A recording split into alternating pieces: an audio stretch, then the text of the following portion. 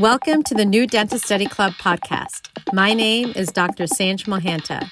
We're going to learn about clinical management, practice management, and the emotional management of dentistry. Let's learn how to be happier in dentistry. Let's go.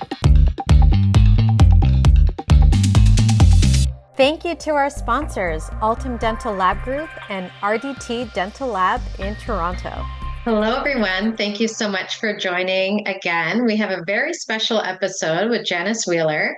And after the end of this episode, you're going to know everything you need to know about finding perfect associateship and also being the perfect associate.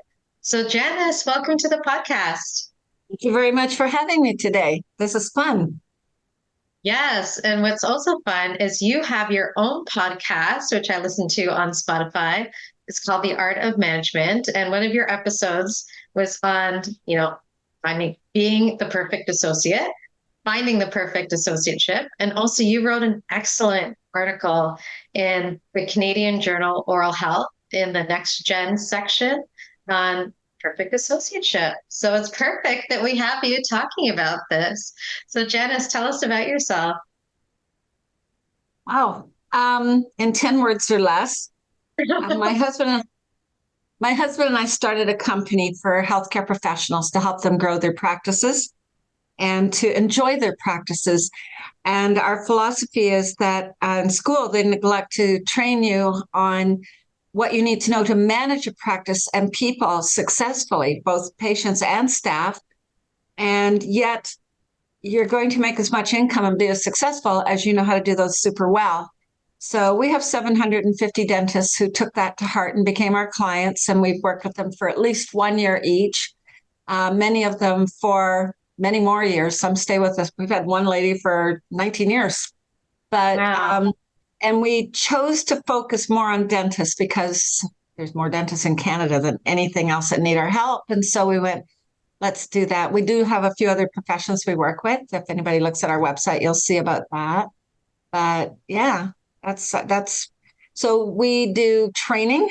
We have a management system that we use. And we train our clients on that, and we coach them and consult them on how to implement it. So we deal with the owner of the practice, not the staff in the practice, because the owner is where it all starts. And then from there, they will take care of their staff and be able to train them with the simple tools that we teach them. Makes a huge difference in the practice, and they do very well. Oh, that's great. So Janice, you wrote about how to find the perfect associateship. So tell us about that. Okay. Short of, going on Indeed and going on LinkedIn and look at the back of Oral Health magazine where they have ads and all those things, in your provincial magazines online and so on, have ads, because there's no shortage of positions for associates. It's a matter of choosing the right one. And it's a major decision. Obviously you have to decide where you want to practice. Just because you went to school in Toronto or Halifax or wherever doesn't mean that you necessarily want to stay there. So you kind of have to choose where you want to be, because different areas have different cultural values. Sometimes you don't want to be in the city that you grew up in. You want to experience Northern Ontario or something, or none of it. I don't know how to say that properly, but we have some clients who work up there and who go there 2 weeks out of every 2 months. So there's a lot of choice right in there. Then you want to, if you like kids and you want to focus on that, you're going to find a practice in a kid-oriented area. You'd want to, there's areas of Scarborough where I grew up where it's very family, like tons and tons of kids. And some of the newer developments up in Northern Markham, just to take Toronto as an example. I'm sure there's people from a ways away that are listening to this. But if you're like, you want to have adults, then go downtown somewhere. Pick a location that's going to have the kind of patients you want to have. So there's that. So once you get your location, look up and find who's in the area that's looking. And if you hear something amazing about a practice from somebody that you really respect, don't presume that they don't want an associate because you didn't see an ad from them. Call them up and show a little initiative and and, you know, say, hey, are you looking for an associate? I'm looking for a position. If you know somebody's been in practice for 55 or 60 years, not 50, they're 55 or 60 years old, they've been in practice 30 years and they have a great practice and you drive by it all the time, go in and say, hi. Do you know anybody? Are you looking for an associate at any point? Because maybe it's the practice area that you'd be interested in buying off that person. And maybe they haven't made any forward motion on that just yet, but having somebody push them over the edge might be just what it takes for that perfect relationship.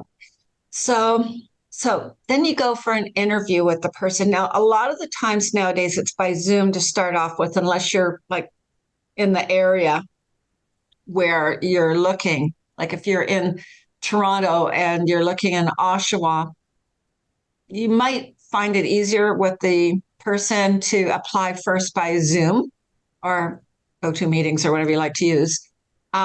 Just because that first little get to know each other, you might talk to the person for 10 minutes and go, I hate this person. I'm never going to work for him or her. You can have like we do that with interviews ourselves for our company right now. We're doing a round of interviews for several positions. And so my HR person, she does it by Zoom first to do a short meeting, 10 minutes, get to know the person. If we like them, then we invite them to come for an in-person interview. All right. And if you're looking across Canada from where you are, obviously that's going to be the best way before you invest in an airplane ride somewhere. Yes. Right? That you get to know each other. Maybe you might do a longer Zoom meeting because we're all used to Zoom nowadays. It's kind of become the way of doing business to a great degree. Do you want to have me stop and ask me more? Yeah. Carry on. I want to ask, like during that Zoom meeting, how should the dentist be prepared? What questions should they? I would already have looked at their website. I never talk to anybody if I haven't looked at their website first. Because then I know something about them. I know how backward they are, how behind the times their website's like completely. But you could look at that from two different viewpoints. You can go, they could really use my help to bring this practice up to current times, or obviously they don't care. Sometimes you can't even find a website. I looked at least one person today that had no website. I went, wow, that's curious. So that tells you sort of the state of the art, but sometimes it tells you about the person. Like if it's in this little town in New Brunswick I was looking at today, they're the only dentist anywhere around within an hour and a half driving time. So do they really have to have a website? Everybody knows who they are and they're all going to come. So, you have to sort of use your judgment about that. You also want to look at their Google reviews, see. I liked one practice that I looked at, and I don't know what made me find it, but I think I said dentist near me. So it was somewhere Etobicoke, Mississauga. And they had like 329 Google reviews, which is pretty amazing all by itself. There's 3 dentists who work there. But I read the reviews just out of curiosity to see if anybody ever put anything negative. It's 5.0 all the way. I went, that's impossible. So I started reading them, and they were very specific about the staff, what they did for them and how they helped them. And one lady came in really late and she forgot to phone a restaurant and book her lunch meeting right after her appointment with her friend. And she told her friend she would have done it. So if her friend showed up, there'd be no appointment set. And she mentioned this to the receptionist, who said, no problem. What's the name of the restaurant? And what name do you want it under? And what time? I'll do it for you. Boom, go in to see the doctor. And she did it. And that was an example of the kinds of things that the staff do, that VIP service right at the front end. Wouldn't you like to work as a dentist in a place like that where you have staff that care about you and the patients like that? Absolutely. So that's what you're looking for. But if you see a lot of negatives and they have like below 4.3 Google review average, maybe you want to stay away from there. Which brings me to another sort of related point. Like you're talking to the doctor and they're saying, sometimes we have patients get really upset. We've got this legal case going on with walk away. Walk away. You don't need to join a practice that has a lot of problems already built into it and attitude and, the stupid blah, blah, blah patient and blah, blah, blah. And it's all their fault. That's a a thing that should not ever happen. If you make a mistake, you tell the patient, we got a problem here. I could have gone another direction. I didn't. I want to fix it. If it's all right with you, we're going to make it perfect. What do you think? And for an associate, that's an important skill as well. If you make a mistake, fix it up and then tell the owner of the practice about it, or the trust factor will be gone out between the two of you. And also with the patient, because patients, trust you a lot, and you're new and you will make mistakes from time to time and make a wrong choice on things. And it's not a negative when you tell the patient, I'm going to be completely frank with you because I have a high integrity level and I want to do what's the very best for you. And I did something, it didn't work out right. And now I want to make it perfect. Is that okay with you? That's perfect. Yeah, as a patient, I would go, yeah, go ahead. Like, thank you for telling me. Like, my trust factor just went really high on the integrity of the person for being honest. Mm-hmm. That's excellent. Now, a lot of dentists want mentorship. So how can you make sure that you're going to get, yes. How do you make sure that you get that? Because everyone's promised that, but hardly anyone gets it. It's true, because the doctor hired you because they're very, very busy and they're overloaded and they need some time to breathe and go to the bathroom, And so it's kind of a catch-22 on that one. But most associates figure they're going in there because the doctor is very experienced and can pass on that experience. And you graduate having done one of this and 3 of that and 2 of that. And you want somebody to know that somebody's there to back you up. So you have to discuss this with the owner when you're being interviewed, that it's something that you're really hoping for and really count on. And in whatever way they can, whether it's morning huddles where they go over the charts that are coming in today, or at the end of the day where you went over what happened. An example that I just heard a few minutes ago was the owner drives home between 5 and 5:30 every day. So that would be a good time for them to discuss the case that you might have had today that you weren't sure what you should have done or how you could have handled it differently, So you have to find a time as the associate to make it easy on the owner to mentor you, because they are super busy. And they're flying around. They have all the staff to manage as well as the patients that they're seeing. So you kind of have to take the bull by the horn, so to speak, and say, hey, I need some help. But pick your times that are appropriate, not when they're dashing to the next patient that they're late starting, right? Yeah. So, but definitely do that and do ongoing continuing education because don't forget, this doctor's been in practice a long time. They may not be up to date on the latest of everything, and they will love it if they're smart that you go and in your own initiative go to training sessions on various aspects of higher end dentistry, because you can come back and then they could have a little meeting with you. You could pick a time, like on Friday, we end at 1. Can you stay till 2? And I'll go over what I learned at the last session that I went to. Right. And that way you're mentoring back to the owner too. Yeah, that's good. It should be a 2-way street, right? Yeah, it has to be a reciprocal relationship for it to be a strong relationship and for it to be ongoing, instead of the associate always asking for things from the principal. Like, think about what you can offer the principal. Yeah. Which is, sharing, the latest things that you've learned in dental school and the courses that you've taken. Even doing things like promoting the practice, like not just expecting the practice to provide all the patients to you. Like, if you're on social media, start promoting the practice, go to community events and promote the practice. That's awesome. And go out and do volunteer work in the community as well. And sometimes practices take on a volunteerism of one kind or another, like we're going to raise money for the Canadian Cancer Society or the Canadian National Institute for the Blind or something like that. Make sure you're out there with enthusiasm, helping with whatever it is, whether it's car washing or, asking for donations or whatever it is. Be part of it. This is your practice while you're working there, and maybe eventually your practice. So that is very important. being part of the whole team. And, that goes along with taking care of the team as well. Don't forget, like, you are a doctor there now, but that doesn't make you above the steri tech or the receptionist or anything. You're all working there to give patients ideal care.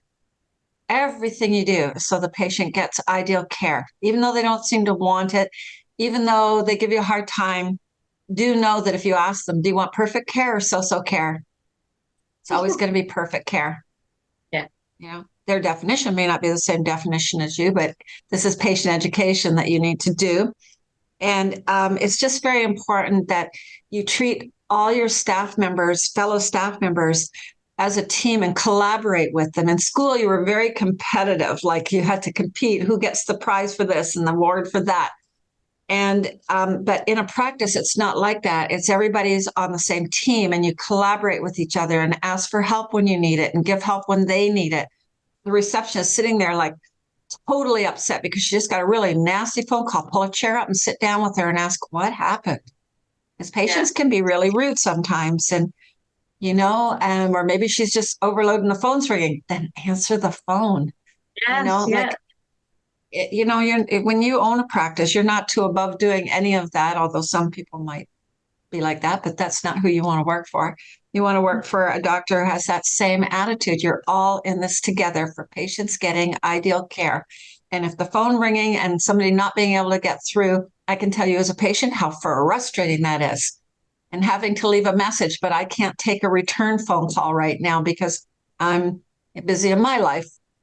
So, you have to think about the patients at every inch of the way as well, because you're there to take care of them, not them to take care of you. Yes. And we quickly went into, once you do have that associateship, how to be a great associate. So you talked about being part of a team. Yes. Helping out, like, instead of just sitting there while you're behind schedule, help clean up the room, help set up the room, get the patient, ask the assistant how you can help. Mm-hmm. And also arrive 30 minutes early and go over your day and talk about it with your assistant. I think it's so good to be punctual. And then that way you're going to stay on time. Exactly. And be flexible and adaptable. If something changes, don't make a big deal about it. Say, no problem. What do you need from me? Yeah. That kind of thing, because the staff have been there a long time. They already know the lay of the land. You're new, so you need to find out from them. In fact, I wrote about this, that you should really understand when you come in that you need to watch and listen and look. Like when you go to lunch in the kitchen, if you see that every day a certain person sits in a certain spot, don't violate that spot. Like if you want to be friends, then observe how it is already going, because every practice has its own rhythm and they have a way that they like to do things. Not that you can't add things to it once you know what those are. If you saw a better way to streamline the schedule or something, you could go over that, but not at first. You do not want to. Speaking about lunch, you should sit in the lunchroom with the team. Be part of the team. And like you said, get involved with the team activities, their volunteer activities, their social events, their personal events as well. Yeah. If a receptionist, her son was graduating and you knew about that, like ask her what happened, how did it go, and because that shows that you care about each other. Like this is a friendship that builds up. It's not like, hi, I'm coming in, I'm doing my work, I'm going home, I get my paycheck. It's not like that. Like you're part of a team and a team is all in this together, right? Yeah, you're right. And then I liked how you mentioned quotes in your articles from some of your clients about what they're looking for in an ideal associate. And they mentioned things like, I'd rather the associate have strong communication skills rather than, and it'd be okay if they have average clinical skills as long as they have excellent communication skills. So give me some examples. Yeah. I thought that was interesting because, you're not expected to be perfect when you graduate. You just know the basic lay of the land as a dentist. And that's what the owner knows that he's hiring. So, you may know how to do the greatest of this and the greatest of that, but the best thing is the communication between the staff, between the owner and you, and also between you and the patient, that patients really feel that care level and that interest in them. I know that I've got some clients who are not like the most perfect dentists. They're not the highest end. They don't love doing some of the high end stuff and things like, but their patients, if you read the reviews, adore them because they communicate and they ask about them and they're part of their lives. And if you want to make notes in the computer on the chart saying son graduating on June 13th, and the patient's coming back after that, you can ask about it, right? So, because you can't keep thousands of pieces of data like that in your head. But that communication and as I mentioned earlier, if you make a mistake, go to the owner and talk it over. What could I have done differently to have avoided that?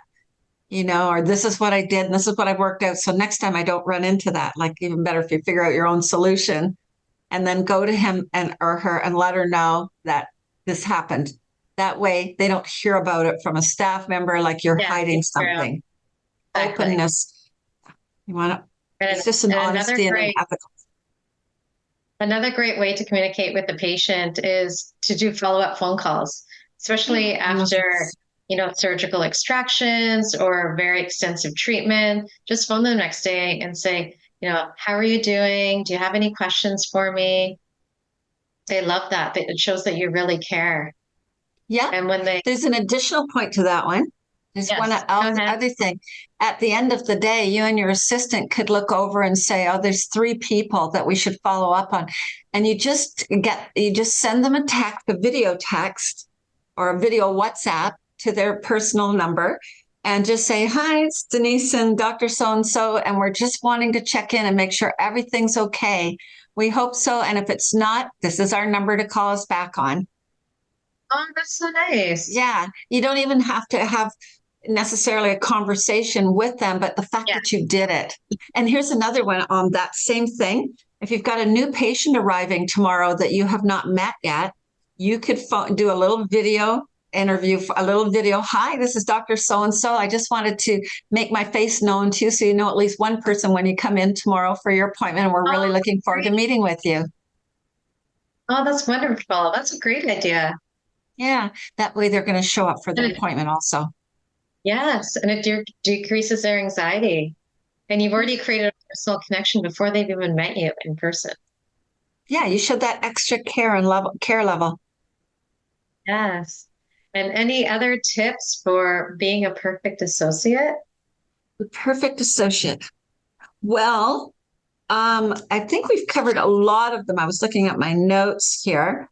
Not to be a know-it-all, but a learn-it-all. That's my favorite lesson in life. I think if somebody asked me my slogan, somebody did it to me one time when I was acting like I knew more than they did about something. And they gave me a little story that illustrated how they became a learn-it-all. And it resonated with me that I needed to switch and become a learn-it-all. Like, never assume you know everything and always be looking how you could do things better. That's very important. That's a quality I look for in everyone, not just at the workplace. I asked one of my friends who is a practice owner what he looks for most in an associate, and he said having a growth mindset, which is, not being rigid. Yeah, which is the same thing as what you were saying, like being open to learn, open to feedback, not getting defensive if someone says something, instead saying, oh, thank you so much for sharing that with me. Thank you for thinking about how I can grow and be better as a dentist so that I can provide better work for the patient instead of thinking, oh, that person is criticizing me. That is so cool. That's exactly perfect. And it's all easy to say though, because when you first make a mistake, your first reaction is to be defensive, right? Yeah. And you got to learn how to just shut your mouth and go, learn. Just say it inside, learn. What should I have done there?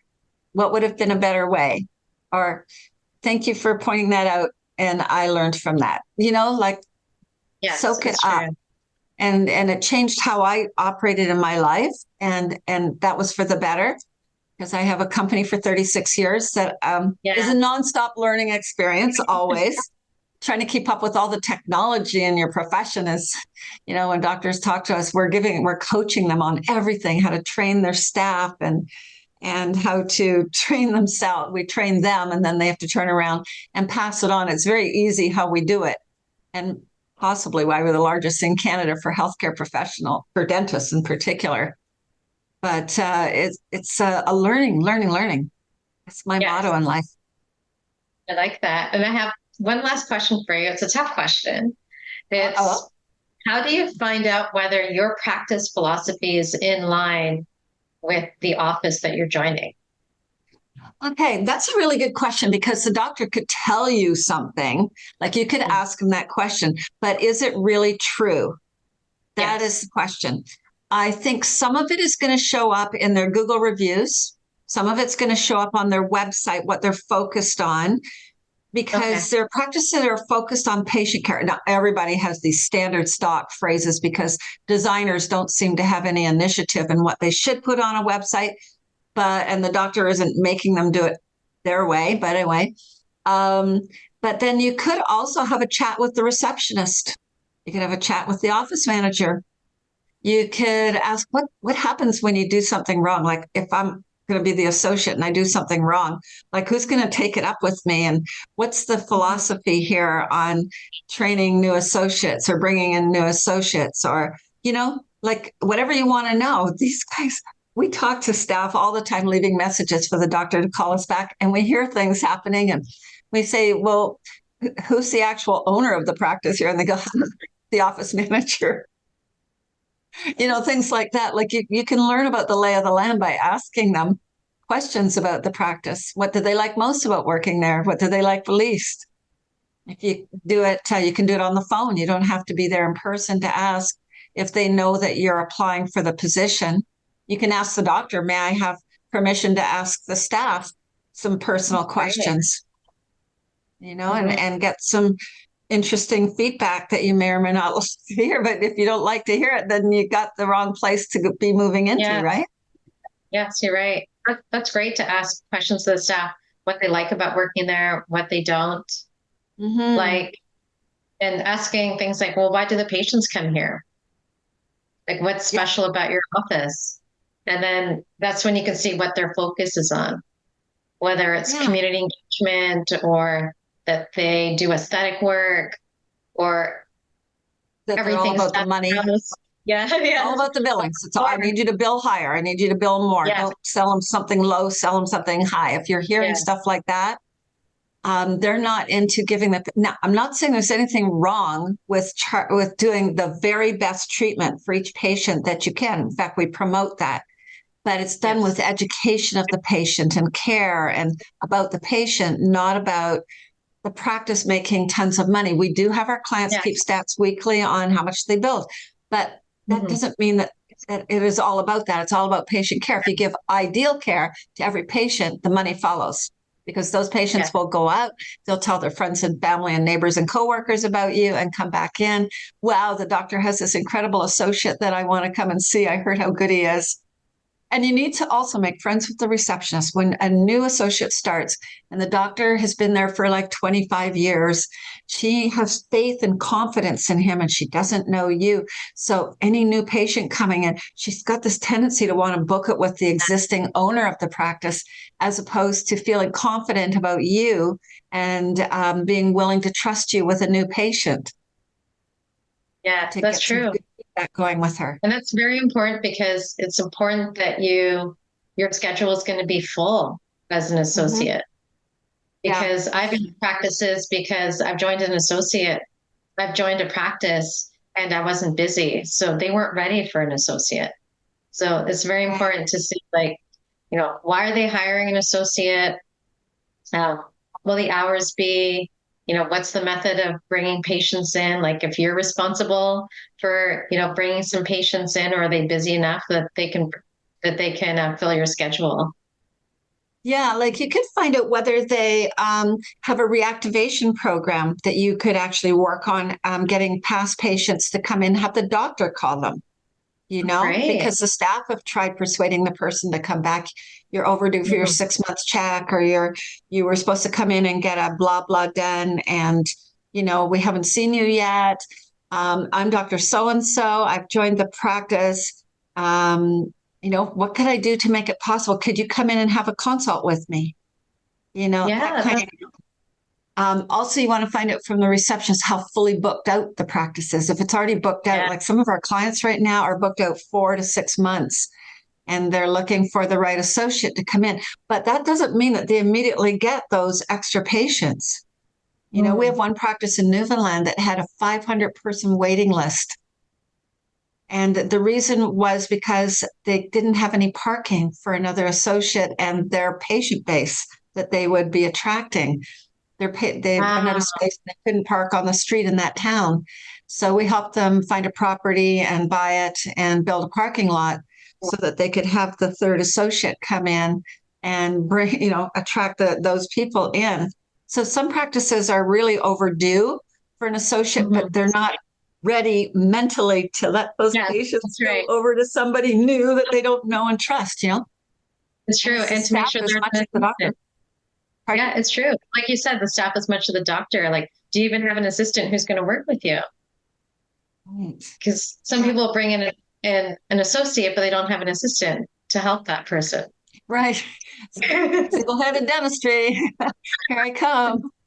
Yeah. So that's crazy. Or they give you all the hygiene or all the prophies or something like that.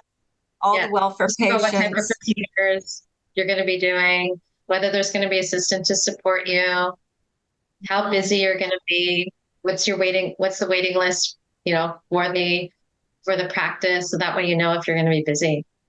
Mm-hmm. So, and be willing to get on the phone and bring people in. Yes, you're right. You have to be proactive. You have to market have a big yourself student loan. Practice. Yeah. And it shows that you're helping practice. Yeah. Well, thank you, Janice. That was fantastic. You gave us a lot of great tips on how to find the ideal associateship. And then once you're there, how to excel as an associate. So Janice, tell us how we can contact you. Well, our website is AMI, as in Art Management Incorporated. So it's AMI. We say AMI. And .com. That's it. That's great. That's the easiest way. AMI.com. Thank you, Janice. You've been excellent. And everyone, please check out Janice's podcast on Spotify, The Art of Management. So grateful to everyone for tuning in, and good luck with your associateships, and stay tuned for our next episode. Bye, everyone. Bye. This podcast is sponsored by RDT Dental Laboratory, your full-service dental lab in Toronto. RDT Dental Lab will help you grow your practice through education, predictable restorations, and high attention to your clinical needs and patient experience. Check them out at rdtdentallab.com. Thank you for listening to the New Dentist Study Club podcast. Listen to us on Spotify, watch us on YouTube, share and subscribe, and follow us on Instagram at New Dentist Study Club.